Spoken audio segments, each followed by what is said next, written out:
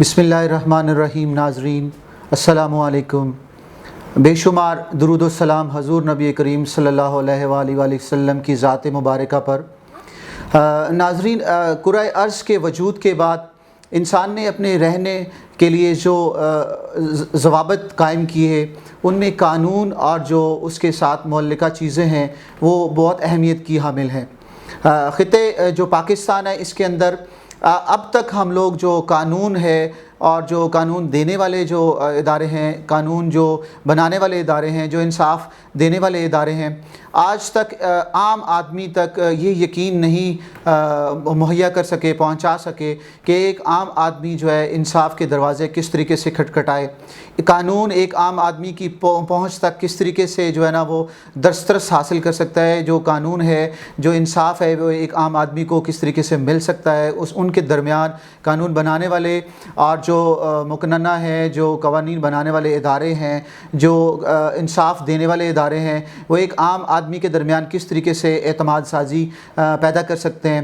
آج اسی ٹاپک کو لے کر ہم لوگ ایک بہت خوبصورت شخصیت، قانونی جو ہے وہ پہلو لے کر، جو ماہر قانون ہیں، سابق پروسیکیوٹر جنرل بھی ہیں، رہ چکے ہیں، اور آج بھی ہائی کورٹ اور سپریم کورٹ کی جو کیسز ہیں ان کے پاس موجود ہے. عوام آتی ہے ان کے پاس انصاف کے لیے، یہ ان کے لیے باقاعدہ طور پر رہنما اصول قائم کرتے ہیں اور ان کے لیے وکالت کرتے ہیں. اور نہ ہی صرف وکالت کرنے کے ساتھ ساتھ بلکہ ان کا جو تعلق ہے وہ آزاد کشمیر کی جو سیاسی جو قد کاٹ کے جو لوگ ہیں، جو جماعتیں ہیں، ان کو رہنمائی دینے کے لیے بھی یہاں پر ان کے پاس لوگ آتے ہیں. اور ایک سیاسی جماعت کے جو بورڈ آف جو ہے الیکشن جو ہے انتخابی بورڈ ہے، اس کے چیئرمین ہیں، کسی تعارف کے محتاج نہیں ہیں، ایسے محمود سیدوزئی صاحب. ان سے آج کی نشست میں یہ کوشش کریں گے کہ عام آدمی کو انصاف اور قانون کس طریقے سے ملنا چاہیے، اور قانون بنانے والے جو ادارے ہیں، انصاف دینے والے جو ادارے ہیں، ان کے درمیان اور عوام کے درمیان کس طریقے سے اعتماد سازی پیدا ہو.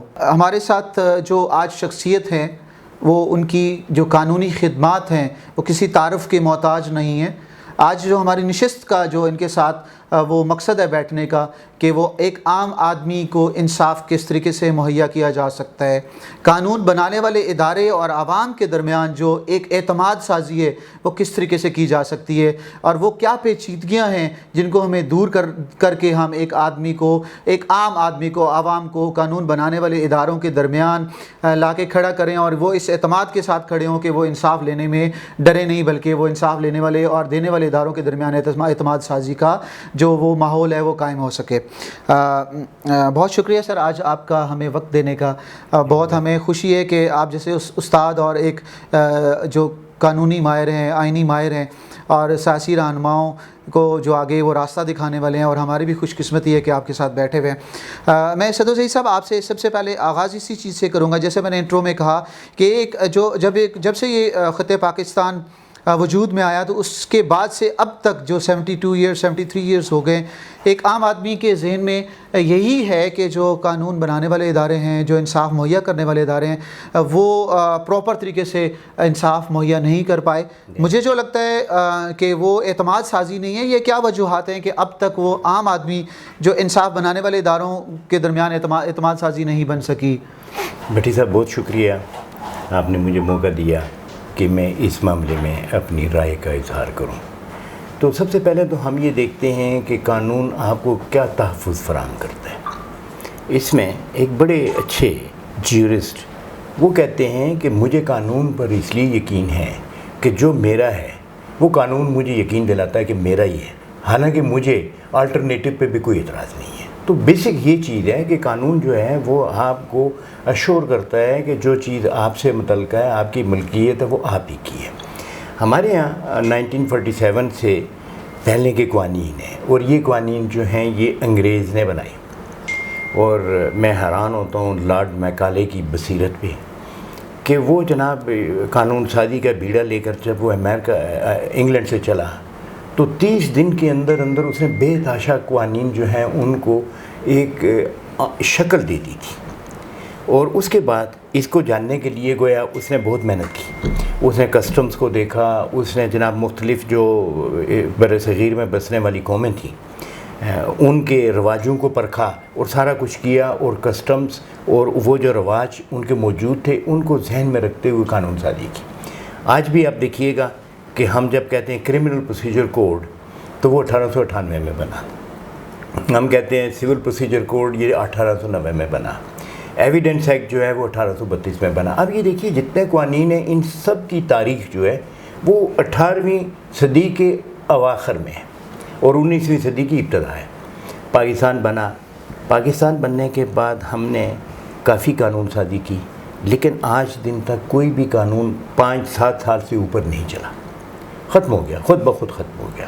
تو گویا کہیں نہ کہیں ایسی خرابی موجود ہے جس کی وجہ سے یہ قانون سازی جیسا مقدس کام جو ہے وہ ہمارے عوامی نمائندے جن کی بنیادی ذمہ داری ہے اور جو مقننہ سے تعلق رکھتے ہیں تو وہ اس کو ڈیلیور کرنے میں ناکام ہو گئے۔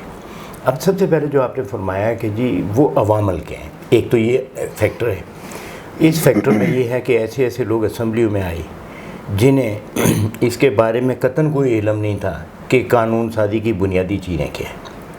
ہمارے ہاں جو قانون بنا بھی ہے وہ ڈرافٹسمین لا، منسٹری آف لا، اس کے بل ہیں اور وہ آگے چلتے رہے، اسمبلی میں بل کی صورت میں آئے، پاس ہوئے، لیکن بنانے والوں کو کچھ نہیں پتہ۔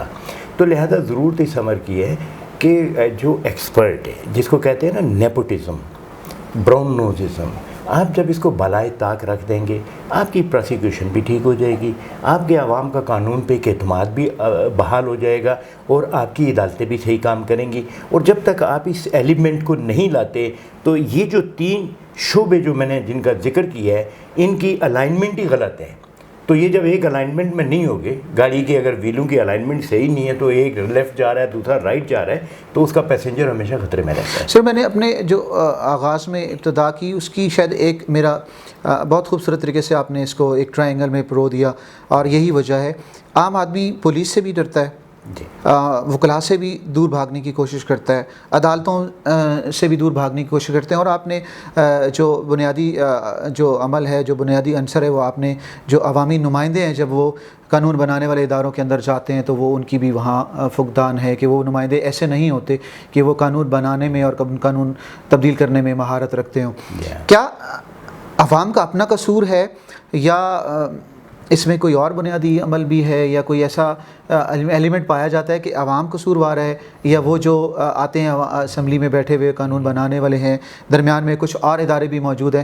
تو کس جگہ پر جو ایک عام آدمی کو کس طریقے سے سمجھے کہ میں نے کہاں تبدیلی لانی ہے کہ تاکہ وہ قانون جو ہے وہ باقاعدہ واقعی اعتماد بن جائے اور عوام اور وہ جو عوامی نمائندے ہوتے ہیں ان کے درمیان جو پل ہے وہ ایک خوبصورت پل کا کردار ادا کر سکیں؟ یہ اپنا بھٹی صاحب اس میں ایک ایلیمنٹ نہیں ہوتا، کسی بھی خرابی میں کنٹریبیوٹنگ فیکٹرز ہوتے ہیں۔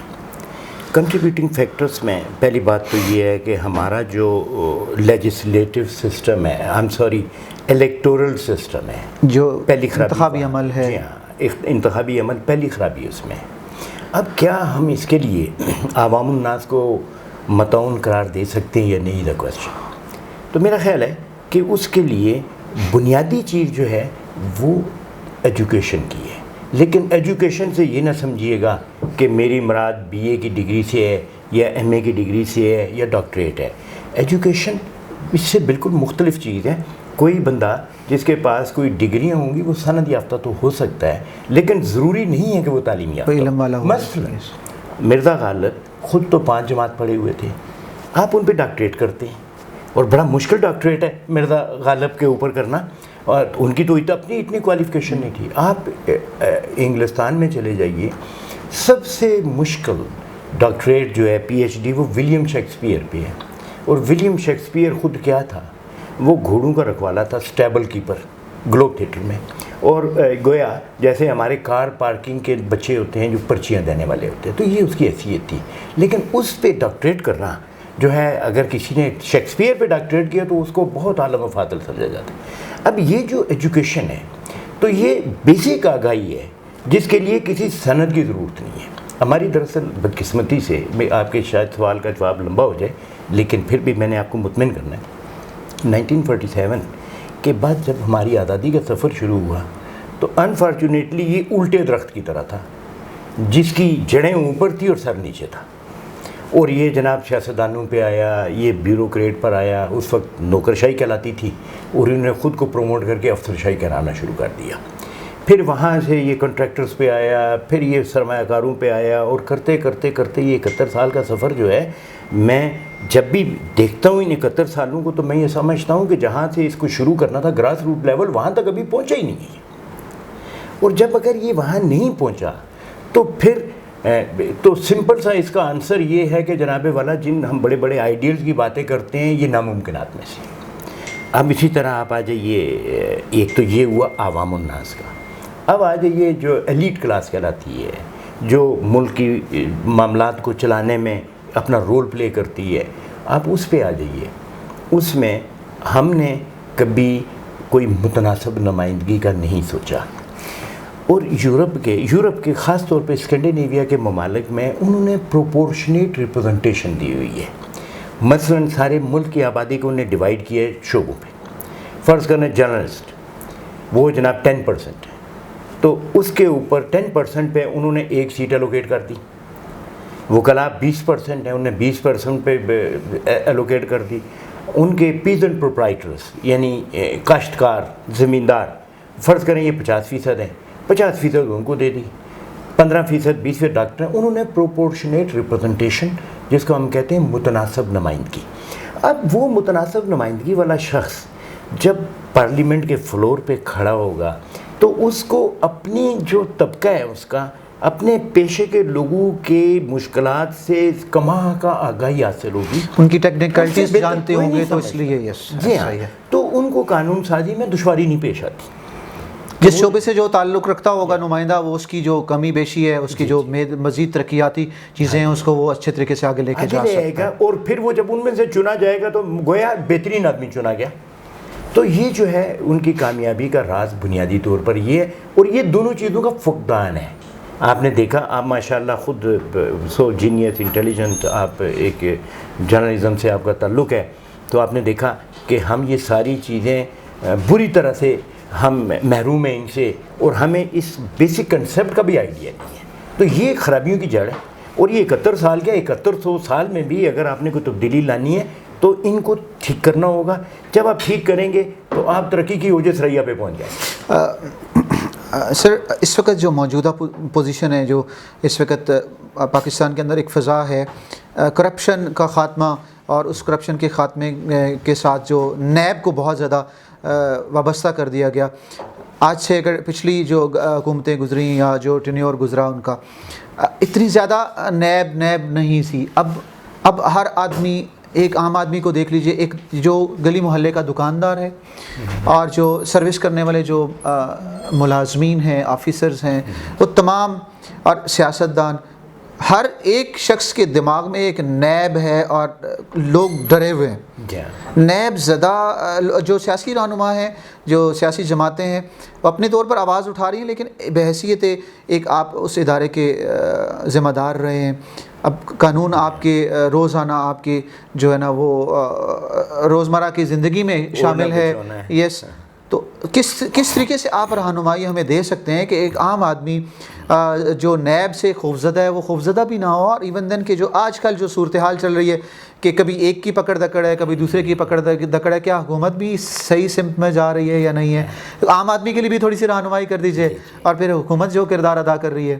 میں آپ سے کہوں گا کہ آپ نے بہت اچھا سوال کیا ہے, اس لیے کہ جب میں ٹی وی پہ پروگرام دیکھتا ہوں تو مجھے بڑا دکھ یہ ہوتا ہے کہ جو اینکرز ہوتے ہیں ان کو بھی پرابلم کا پتہ نہیں ہوتا, ان کو بھی لیجسلیٹو اسپرٹ کا احساس نہیں ہوتا, اور جو جواب دے رہے ہوتے ہیں وہ بھی بے بہرا.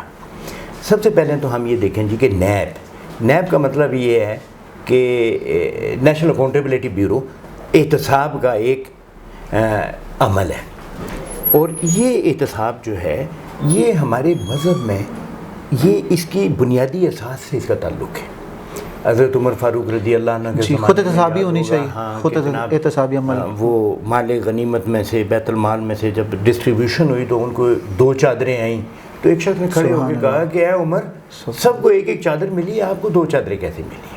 ان کے بیٹے نے کہا کہ میرے باپ جسیم ہیں, قداور ہیں, ایک چادر میں ان کا کچھ بنتا نہیں تھا, تو میں نے اپنی چادریں کو. تو یہ احتساب ہے جسے اکاؤنٹیبلٹی کہتے ہیں. اب آپ پاکستان پہ آ جائیے کہ اکاؤنٹیبلٹی کی تاریخ کیا ہے.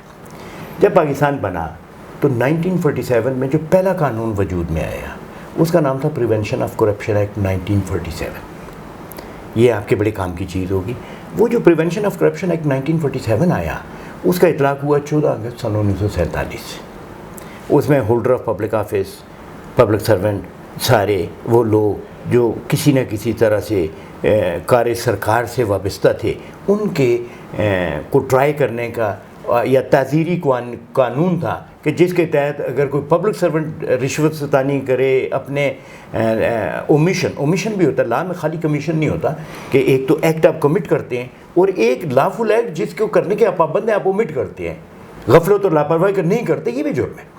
تو اس کے لیے پریونشن آف کرپشن ایکٹ 1947 آیا. بالکل جامع لا تھا، جیسے کہ میں نے تھوڑی دیر پہلے آپ سے کہا کہ انگریز کے بنائے ہوئے قوانین تھے، یہ بھی انہی میں سے ایک تھا اور یہ آج بھی چل رہا ہے. اس کو ہماری جو پروونشل گورنمنٹس ہیں وہ ان کی جو اینٹی کرپشن اسٹیبلشمنٹ ہے وہ اسی کو لے کے چل رہی ہیں. اور فیڈرل انویسٹیگیٹنگ ایجنسی جسے FIA کہتے ہیں وہاں بھی یہ اس وقت بھی رائج ہے. اچھا پھر ہوا یہ، ہم نے تھوڑی سی بات کی تھی کہ لیجسلیشن میں ہم بڑے ناکام رہے ہیں. ابھی یہ قانون چل رہا تھا کہ 1951 آ گیا. 1951 میں انہوں نے ایک نیا قانون دے دیا، اس کا نام تھا پروڈا، PRODA، public representative office holder disqualification act 1951. اس کا اطلاق کر دیا 15 اگست سن 1947 سے. اب بغیر اس کو ٹچ کیے ایک نیا قانون آ گیا، گویا ایک سبجیکٹ کے اوپر دو قوانین آ گئے. ابھی یہ دونوں قوانین چل رہے تھے کہ 1960 کا اشرا آ گیا اور سن 1960 میں مرحوم فیلڈ مارشل محمد ایوب خان نے ایک نیا قانون دے دیا، اس کا نام تھا Hebdo, elective body disqualification order 1960. وہ بھی اینٹی کرپشن پہ تھا، وہ بھی چل پڑا. پھر اس کے بعد بھٹو صاحب کے زمانے میں تو کوئی نہیں آیا. ضیاء الحق صاحب کے زمانے میں ایک پبلک ریپرزنٹیٹیو آفس ہولڈر شورا، یعنی مرکز کا ڈسکوالیفیکیشن، مجلس شورا جی مجلس شورا، اور دوسرا تھا public representative office holder disqualification prevention. جی یہ آگے 1997 میں. اب یہاں پہ وہ آپ ذرا لیجسلیچر کی وزڈم کا آپ مطالعہ کریں کہ کتنے قوانین دے رہے ہیں وہ ایک سبجیکٹ کے اوپر. اچھا پھر 1997 میں احتساب کمیشن ایکٹ آ گیا 1957 کا. اچھا اس کے بعد 1999 میں نیشنل اکاؤنٹیبلٹی آرڈیننس آ گیا 1999. اچھا اس قانون میں اور پچھلے قوانین کا جو فرق تھا، تھوڑی دیر پہلے میں نے آپ سے کہا تھا کہ جو قوانین ہم نے بنائے وہ شارٹ ٹرم رہے ہیں، ختم ہوتے رہے ہیں. پروڈا بھی ختم ہو گیا، ایبڈو بھی ختم ہو گیا، اور باقی بھی ضیاء الحق کے بھی ختم ہو گئے، احتساب کمیشن بھی ختم ہو گیا. لیکن PCA prevention of corruption act آج بھی موجود ہے، جس طرح میں نے آپ کو کہا. اب اگر کوئی مجھے کہے کہ آپ تجزیہ کریں کہ جی اس میں خرابیاں کیا ہیں اور خوبیاں کیا ہیں، تو میں کہوں گا کہ نیشنل اکاؤنٹیبلٹی آرڈیننس 1999 اس کی سب سے بڑی خوبی جو ہے وہ یہ ہے کہ اس کی ایک کلاس یہ ہے کہ جس شخص نے لوٹ مار کی ہے اس سے لوٹ کا مال واپس لیا جائے گا. کوئی ایک عام آدمی ہو یا عوامی نمائندہ ہو، وہ کسی بھی جگہ irrespective of his social status، اس کی لوٹ کا مال واپس لیا جائے گا. پریونشن آف کرپشن ایکٹ کی فرض کریں ہم مثال لیتے ہیں کہ اس کی سیکشن ہے، سیکشن 5 ہے. اس میں یہ ہے کہ جناب والا وہ اگر یہ کرے گا اور irregularity کرے گا، illegality کرے گا، فرض کریں اس کی میکسیمم سزا 7 سال ہے، تو 7 سال قید بمشقت اور اتنے کروڑ، فرض کریں اس نے 50 کروڑ کا فراڈ کیا، 50 کروڑ جرمانہ، عدم ادائیگی جرمانہ 1 سال قید محض. تو میرا خیال ہے کسی کرپٹ آدمی کے لیے یہ سودا برا نہیں ہے کہ آپ 50 کروڑ لے کے تو 1 سال یا 7 سال قید مشقت بمشقت 4 سال میں پوری ہو جائے گی، نہیں تو 4.5 سال میں، کیونکہ جیل میں پریزن رول کے مطابق 20 دن کا مہینہ گنا جاتا ہے، وہ 30 دن کا نہیں ہوتا. اچھا تو یہ تو بڑا ٹھیک تھا کہ جناب آپ لوٹ مار کرو، اس کے بعد جناب تھوڑی سی سزا کاٹ کے آ جاؤ، اور وہاں جب آپ کے پاس پیسے ہوں گے تو جیل کا تو آپ کو پتہ ہے وہاں کیا جو نظام میں جو نظام ہے جیل کے اندر ہمیں پتہ ہے. اس نے کہا کہ بات یہاں ختم نہیں ہوتی، آپ کو واپس کرنا ہے. تو اس سے یہ ہوا کہ ایک اچھا قانون روبہ عمل ہوا. اب اس کی خرابیاں، اب وہ کسی نے کہا ہے کہ this is not the gun which take the aims but this is the man behind the gun who takes the aim. اب اس قانون کو پڑھیں، اس میں کوئی ایسی خرابی مجھے نظر نہیں آتی. لیکن اس کی امپلیمنٹیشن مثلا اس میں لکھا ہوا ہے کہ جناب والا چیئرمین نیب کے پاورز جو ہیں وہ انفینٹ ہیں، انفیٹرڈ ہیں. اچھا اس کو ذرا چیک اینڈ بیلنس اگر کر لیا جاتا تو وہ بہتر تھا. نمبر 1 سر کیا کوئی چیز، سوری آپ کو انٹرپٹ کر رہا ہوں، کیا کوئی چیز انفینٹ ہوتی ہے قانون کے دائرے میں؟ اس سے باہر کیا کوئی لامحدود چیزیں ہوتی ہیں کہ جس کو ایک چیئرمین بغیر کسی اس کے کر سکتا ہے؟ اپنے اختیارات جو ہوتے ہیں نہ ہو نا تو خرابی پیدا ہوگی. تو لہذا انفیٹرڈ پاورز جو ہوتی ہیں وہ خرابی ہی کی طرف چلی جاتی ہیں. ایک چیز سر دوبارہ ابھی الزام دیا جاتا ہے کہ جی اس میں جب بھی کسی سیاسی جماعت کے رہنما کو یا کسی بھی ایکس ایم این اے کو یا وزیر کو اب جو عوام کے سامنے پیش کیا جا رہا ہے کہ جب ان کو حراست میں لیا جاتا ہے تو اس کے پیچھے یہ ان کی طرف سے یہ چیز آتی ہے کہ جی جو حکومت پاکستان ہے، اسپیشلی وزیر اعظم آف پاکستان کے اوپر یہ الزامات دیے جاتے ہیں کہ جی ان کے دباؤ کے تحت چیئرمین جو نیب ہیں وہ ان کا پکڑ دکڑ کر رہی ہے. ایک عام آدمی اس کو کس طریقے سے دیکھے، ان کی کیسے رہنمائی کرتے ہیں کہ کیا یہ واقعی ہی دباؤ موجود ہے یا چیئرمین نیب اپنے اختیارات کا جو ناجائز استعمال کر سکتے ہیں، کر رہے ہیں یا نہیں کر رہے ہیں؟ کیا واقعی سیاسی دباؤ ہے یا یہ پکڑ دکڑ ٹھیک ہے؟ عام آدمی کس طریقے سے اس کو سمجھے گا؟ اس کو سمجھنے کے لیے بڑا ضروری ہے کہ ایک ایسی آگاہی، اور یہ آپ لوگ سب سے بہتر تو آپ لوگ سمجھا سکتے ہیں. اگر آپ نے خود اس کو عبور حاصل کیا ہوگا تو جرنلسٹ سے بہتر کون آدمی ہے جو لوگوں کو بتا سکتا ہے کہ جی اصل معاملات کیا ہیں. بات یہ ہے کہ جناب ایک آدمی نے کرپشن کی تو مجھے کبھی کبھی جرنلزم معذرت کے ساتھ یہ دکھ ہوتا ہے کہ وہ کھڑے ہو جاتے ہیں. مثلا میر شکیل الرحمان صاحب ہیں، وہ کھڑے ہوتے ہیں جی کہ بڑا اس کے ساتھ ظلم ہو گیا اور یہ ہو گیا، گویا آپ جج بن گئے ہیں خود، تو آپ نے تو یہیں سے وائلیٹ کر دیا لا کو. آپ یہ کہیے کہ جناب والا نیب کے قانون میں لکھا ہے کہ اس کا فیصلہ 30 دن میں ہونا چاہیے، آج یہ 6 مہینے کیسے ہو گئے؟ کسی بھی مقرر کو، چاہے وہ جرنلسٹ ہے، چاہے وہ لائر ہے، چاہے وہ جناب سیاستدان ہے، اور وہ میر شکیل الرحمان صاحب کے پنڈال میں جب بات کرتا ہے تو میں نے آج تک کسی ایک کو یہ بات کرتے نہیں سنا کہ جناب آپ چارجز ہیں، ریفرنس بنا ہے، کورٹ میں ڈالیں اور اگر کورٹ میں پروو ہو جاتا ہے تو فابیا ان کو سزا دے دیجئے گا، اور اگر نہیں ہوتا تو پھر ان کو بری کریں. لیکن بری کرنے میں فرض کریں ایک آدمی نے 1 سال کی مشقت کاٹی یا 2 سال کی کاٹی، بعد میں بری ہو گیا، تو وہ جو سٹگما اس کی پرسنالٹی پہ آیا وہ تو دور نہیں ہوگا خود. یا اس سٹگمے کو بھی چھوڑ دیں آپ، اس کی زندگی کے وہ 2 سال واپس نہیں لا سکتے. وہ عزت نفس جو ہے وہ بہت زیادہ وہ نہیں، اگر تو بری ہو گیا تو ٹھیک ہے، اس کی عزت نفس بحال ہو گئی، لیکن اس کا وقت واپس نہیں آ سکتا. انکارسریشن جو ہے وہ نہیں. تو لہٰذا میرے خیال میں وہ یہ کہنا چاہیے کہ جناب ٹھیک ہے، put in to the trial and decided, کیونکہ نیب کا لا یہ کہتا ہے 30 دن میں فیصلہ ہونا ہے، تو آپ 30 دن میں نہیں 60 دن میں فیصلہ کر دیں. نمبر 1. نمبر 2، اگر نیب کی طرف سے سلیکنس ہے، ان کے انویسٹیگیٹرز نے کیس کو کمپلیٹ نہیں کیا، فائنلائز نہیں کیا، تو پھر ریمیڈی کیا ہے؟ پھر ریمیڈی ہے کہ کورٹوں کو بیلیں دے دینی چاہیے، پھر ان کو روکنا نہیں چاہیے. کیونکہ ایک جج جو ہوتا ہے نا، آپ یوں سمجھیے کہ وہ ایک ذہن ہے، ایک اس کا رائٹ ونگ ہے اور ایک لیفٹ ونگ ہے، یا وہ ایک ایسا پرندہ ہے جس کا دماغ یہ ہے، رائٹ ونگ اس کا پروسیکیوشن ہے اور لیفٹ ونگ اس کا ڈیفینس ہے، اور انہی کی اسٹرینتھ پہ وہ فلائی کرتا ہے جج.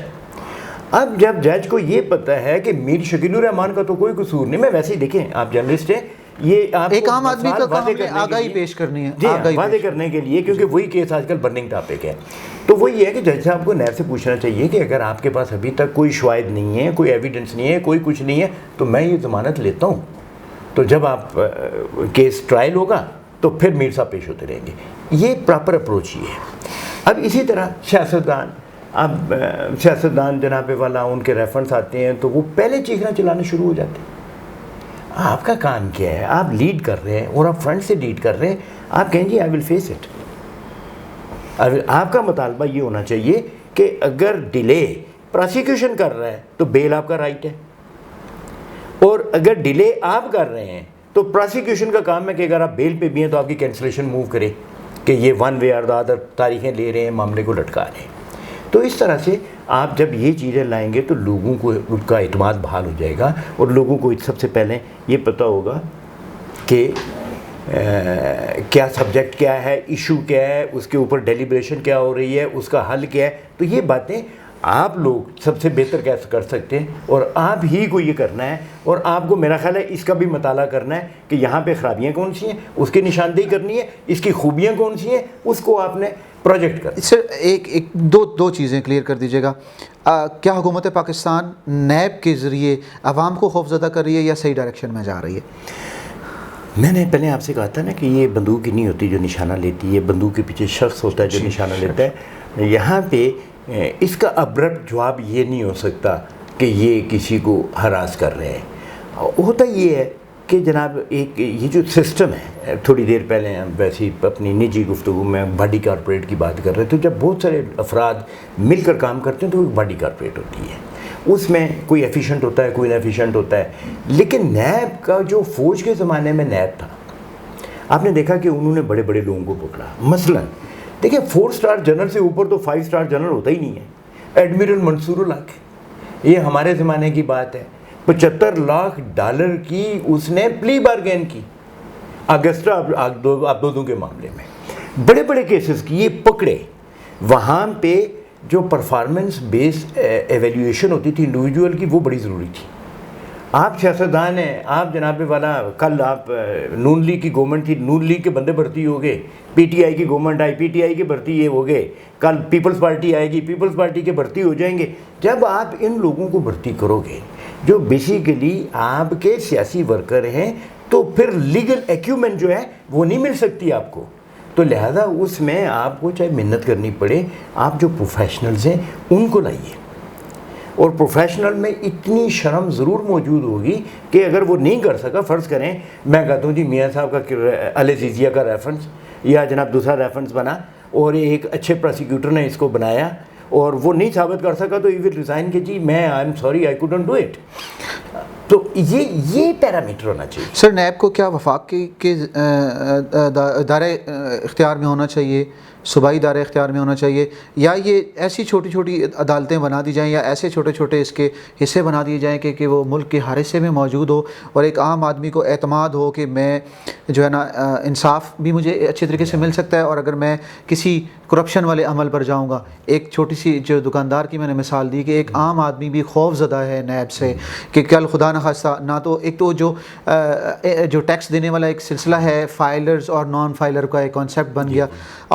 کیا عوام کو اس طرف جانا چاہیے کہ کل ہم نیب کے سامنے اگر جائیں بھی تو ہمیں اتنی پریشانی نہیں ہوگی؟ کرپٹ آدمی کو تو اس کو سزا ملنی چاہیے. میرا خیال ہے نہیں. کیسے اس کی رہنمائی کیسے کرتے ہیں؟ میں آپ سے کروں, یہ جو آپ نے کہا نا کہ اس کو آپ پاکٹ میں ڈیوائڈ کر دیں. بات یہ ہے کہ آپ کی تحصیل میں ایک تحصیل ہے گجر خان ہے, تو وہاں پہ اینٹی کرپشن اسٹیبلشمنٹ کا یونٹ بیٹھا ہوا ہے. آپ کا دور دراز بلوچستان کے کسی تحصیل میں چلے جائیں وہاں پہ موجود ہے. لاز 2 ہوتے ہیں, provincial laws and federal laws. تو اگر وہ صوبہ بلوچستان کا ملازم ہے تو ہی از امیون ٹو دا صوبائی اس کا ہے. لیکن نیب اس سے مبرہ ہے, یہ بھی میں آپ کو بتاؤں, اس کے میں بعد میں ہوں گا, پہلے یہ بتا دوں یہ پاکٹس موجود ہیں. اب اس کو یوٹیلائز کرنا, اس سے پرفارمنس بیس بنانا, یہ کس کا کام ہے؟ یہ وہ جو ارباب اختیار بیٹھے ہیں ان کا ہے. اور دوسرا آپ لوگوں کا کام ہے کہ آپ کو پتہ ہونا چاہیے کہ جناب والا وہ فلاں کیس ہے اسکینڈلائز, تو سب سے پہلے نیوز پیپر لاتے ہیں سامنے کہ جی فلاں نے یہ کیا ہے, اور اس کے بعد پہرا دینا بھی آپ کا کام ہے. کیونکہ آپ جو ہے نا معاشرے کے جینیس یا انٹلیکچوئل کلاس ہے. عام آدمی جو ہے اس کو سمجھے وہ مین آف کامن پروڈنس ہے. کامن پروڈنس کا مطلب عام فہم والا آدمی ہے وہ. ذمہ داریاں تو ہر آدمی کو پوری کرنی چاہیے. اب آپ آگے آ جائیے, آپ فیڈرل پہ آ جائیے. فیڈرل کے لیے بھی تو قانون موجود ہے. وہ کون سی ایجنسی ہے؟ فیڈرل انویسٹیگیشن ایجنسی, ایف آئی اے. یہ ایف آئی اے کا کام ہے یہ کرپشن پہ پکڑنا. اب ان دونوں سے ہٹ کے نیب آپ کہیں گے پھر یہ کیوں ہے؟ نیب کی میتھڈالوجی یہ کہتی ہے کہ 100 ملین سے اوپر کا فراڈ ہوگا تو نیب ٹیک اپ کرے گی. اور اگر نیب جناب والا 2 کروڑ کا کیس کرتی ہے تو فوراً روک دینا چاہیے نیب کو کہ جناب آپ کی آپریشنل میتھڈالوجی یہ نہیں کہہ رہی. آئی ایم سوری, میرا خیال یہ 500 ملین ہے, اس سے نیچے نہیں کر سکتے. تو وہ اس کو روکا جا سکتا ہے کہ بھائی اس کیس. اور دوسری بات, ایک بڑی مشہور ججمنٹ ہماری سپریم کورٹ آف پاکستان نے دی تھی, حاجی رفیق عثمان ورسز دا چیئرمین نیب. اس میں انہوں نے کہا تھا کہ جناب والا یہ 2 آدمی یا 12 آدمی یا 22 آدمی پبلک ایٹ لارج نہیں ہوتے. پبلک ایٹ لارج کا عوام الناس کا مطلب یہ ہے کہ 50-100 بندے ہیں یا اس سے اوپر ہیں، جیسے ڈبل شاہ کا کیس تھا یا یہ مداربے کے کیسز تھے. تو انہوں نے کہا جی آپ 22 آدمیوں کو پکڑ کے کہتے ہو جی نیب نے کیس انیشیٹ کیا، کیسے کر لیا؟ تو لہذا اس میں بہت بہتری کی گنجائش موجود ہے، لیکن یہ تب ہوگا جب وہ لوگ جو اختیارات کے محور پر بیٹھے ہوئے ہیں ان کو یہ خوف ہوگا کہ ہمارے بارے میں اینکرز بات کر رہے ہیں، جرنلسٹ بات کر رہے ہیں، ادارے لکھے جا رہے ہیں اور یہ ہو رہا ہے، اور وہ ان اکارڈنس ود لا کر رہے ہیں، یعنی ایکوریٹلی اس کا تجزیہ کر رہے ہیں، تو آپ یقین کریں گے یہ درست ہو جائے گا. بہت ساری ماشاءاللہ جو رہنما چیزیں ہیں وہ ایک بینگ جرنلسٹ، بینگ طالب علم مجھے بھی ملی ہیں، ہمارے کی پاکستان کے وساطت سے انشاءاللہ عوام تک بھی پہنچیں گے، ایک عام آدمی بھی دیکھنے کی کوشش کرے گا. اسی چیز سے ریلیٹ کرتے ہوئے جو قانونی چیزیں ہیں، آئین ہے، اس کے اندر ترامیم کی جاتی ہیں. خطے پاکستان کے ساتھ ایک خوبصورت جو وادی ہے وہ وادی کشمیر ہے، اس کو آج 73 سال ہو گئے ہیں، وہ متنازع ہے. بھارت جیسے غاصب نے دہشت گردی کا جو سلسلہ ہے وہ آج بھی جاری رکھا ہوا ہے. اسی جو غازبانہ جو سلسلہ ہے اس کو مد نظر رکھتے ہوئے ایک بھارت نے جو آزاد کشمیر کے جو مقبوضہ کشمیر کے جو لوگ ہیں ان کے جو بنیادی حق ہیں ان کو چھیننے کے لیے کوئی کسر نہیں چھوڑی. 5 اگست کو بھارت کی جانب سے ترمیم کی جاتی ہے اور جو مقبوضہ کشمیر کی عوام ہے ان کا جو بنیادی حق ہے اس سے وہ جو ہے ان کو چھین لیا جاتا ہے. ایکٹ جو ہے وہ 370 ہے، 35A جیسی جو ان کے اندر ترمیم کر کے پوری دنیا میں کیا میسج دیا، کیا وہ ثابت کر پائے گا کہ مقبوضہ کشمیر کے جو پسے ہوئے عوام ہیں وہ اس ترمیم کے بعد بھی دب سکتے ہیں، تحریک کہیں پیچھے ہٹ سکتی ہے؟ کس نظر سے دیکھتے ہیں؟ کیا اس کا جو اقدام ہے وہ کس لیول پہ پاکستان کو دیکھنا چاہیے؟ پاکستان بھی کیا اس کو صحیح طریقے سے آگے لے کے چل رہا ہے یا نہیں چل رہا؟ اور بھارت کا جو اقدام ہے اس کے بارے میں کیا کہتے ہیں؟ سب سے پہلے تو میں اس کے legal value article 370 and article 35A of the Indian constitution act, اس کو آپ پڑھیں گے 370 کو، تو وہ جتنے بھی ہیں، ہم صوبہ کہتے ہیں، انڈین اسٹیٹس کہتے ہیں، وہ ریاست بہار اور اتر پردیش اور اتراکھنڈ اور اروناچل پر، یہ ریاستیں ہیں ان کی، جی، they are states equivalent to our provinces. اب یہ جو ہے نا ان کا ریلیشن جو ہے وہ 370 ڈیل کر رہا ہے. India special status having its own rule and etcetera etcetera etcetera. اچھا، اس کے بعد اس میں یہ لکھا ہوا ہے کہ جناب والا جب تک یہ پلیبیسائٹ، اب پلیبیسائٹ جو ہے یہ جو ہے 1949 کا UN ریزولوشن ہے، اور اس کے اوپر 2 مشن پاکستان آئے تھے. ایک فلیٹ ایڈمرل چیسٹر نمس، وہ امریکہ کے تھے، ایز اے میڈیٹر آئے، اور اس سے پہلے sir Owen Dixon Supreme Court of Australia کے وہ جج تھے، تو وہ اس مشن پہ یونائٹڈ نیشن کی طرف سے آئے تھے. پھر یہ یونائٹڈ نیشن میں جب ایشو گیا تو اس کے بعد سگنیٹری جو تھے، اس سگنیٹری کے ہونے کے نتیجے میں یہ ہوا کہ دونوں ملکوں پہ لیگلی ایک امپیکٹ یہ کریٹ ہوا کہ they will not change the status of the state of Jammu and Kashmir. اب یہ دونوں ملکوں کا اور یونائٹڈ نیشن کا جب ہم اس کو انٹرنیشنل لا کے تناظر میں دیکھتے ہیں تو اس میں جو پیکٹس ہوتے ہیں نا، دے آر آلویز ریسپیکٹڈ، اور وہ یونائٹڈ نیشنز کے جو ریزولوشن ہیں they are to be followed. تو اب انڈیا یہ نہیں کر سکتا تھا. اب فرض کریں اس نے کرنا، میں آج کہتا ہوں کہ آج بھی یہ اللیگل ہے، وہ ایسے کہ اگر کرنا تھا تو یہ بل ٹیبل ہونا تھا JK اسمبلی کے اندر، اس بل کو پاس ہونا تھا by the assembly, legislative assembly of Jammu and Kashmir, then it should have been referred to the governor of the Jammu and Kashmir, اور یہ پھر جاتا. اب آپ مجھے بتائیے کہ وہاں تو اسمبلی کوئی نہیں ہے، جموں اینڈ کشمیر ہے ہی نہیں، ہاں گورنر راج چل رہا ہے. تو اس طرح سے according to the law it is all the way unlegal, اس کی کوئی ویلیو نہیں ہے. اب ہمارا رول میں اس تھوڑے سے رول کو نکال کے بات کروں گا، کیونکہ یہ انہوں نے جو کام کیا ہے، میں I am happy, I have nothing to do with PTI. لیکن ایک اچھی بات تو آپ کو پتہ ہے، اللہ تعالیٰ قرآن شریف میں کہتے ہیں خذ ما صفا ودع ما قدر، take the good things and leave the bad things. تو اس طرح سے انہوں نے جو رویہ رکھا ہے فارن افیئرز میں، ماشاء اللہ I am very satisfied, aggressive اور آنریبل. دیکھیں نا کوئی قوم ایک عزت کی زندگی ہوتی ہے, ایک بےعزتی کی زندگی. مظلوم کے خلاف آواز اٹھانا بھی بہت بڑا کردار ہے, بہت بڑا کردار ہے. تو انہوں نے جو ہے نا مطلب ہے کہ اسی ایک ایشو پہ نہیں, کافی ایشوز پہ ایک بڑا شاندار سٹینڈ لیے. لیکن یہ سٹینڈ جو ہے پچھلے کئی سالوں سے مسنگ تھا.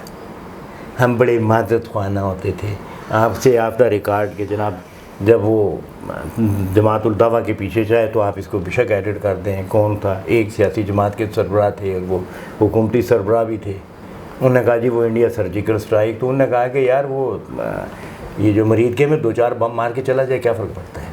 سو ٹیل می, یہ آپ کا جو سربراہ ہے اگر وہ یہ بات کہتا ہے تو پھر ایک شعر سنا دوں میں آپ کو کہ وہ ہے کہ اگر یہی انداز تجارت رہا تو کل کا تاجر برف کے باٹ لیے دھوپ میں بیٹھا ہوگا.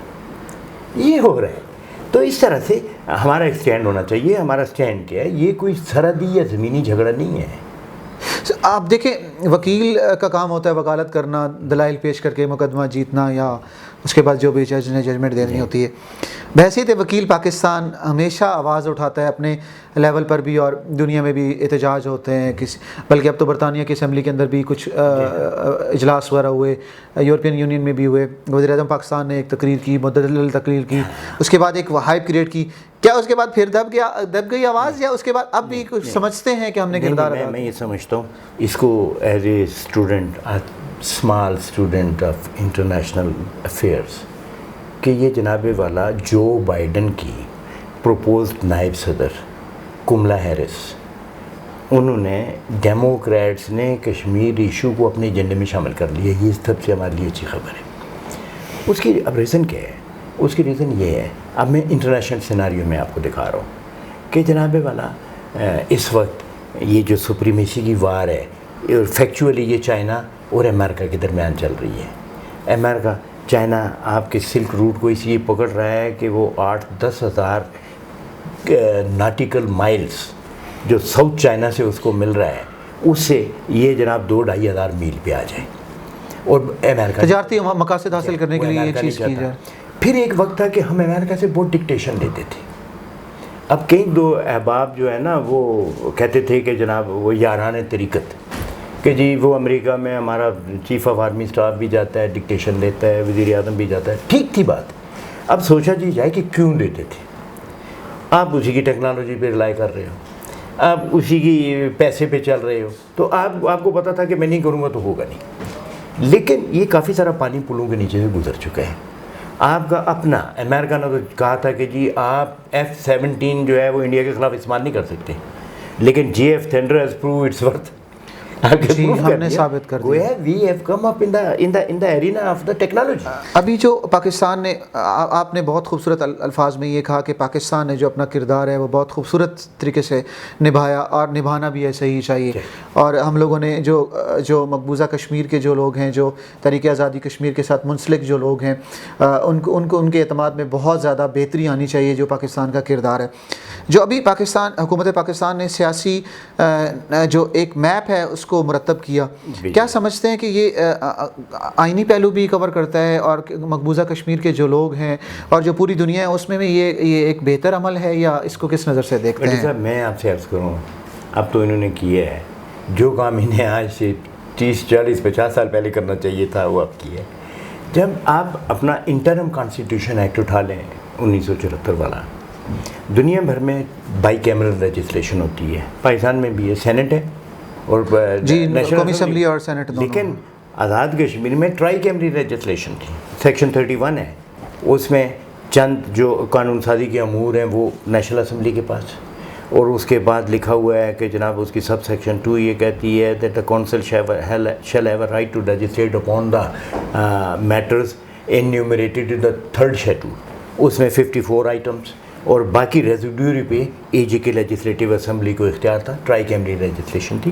آپ جب یہ کلیم کر رہے تھے کہ جناب والا کشمیر پاکستان کا ٹو ٹنگ ہے, اور ہم مانتے تھے اور ہم کہتے تھے کشمیر بنے گا پاکستان, تو آپ کو بہت پہلے اس نقشے کو ڈسپلے کر کے, میں تو کہتا ہوں سینٹ میں اور قومی اسمبلی میں اس پار کے کشمیر کی ریپرزنٹیشن رکھنی چاہیے تھی.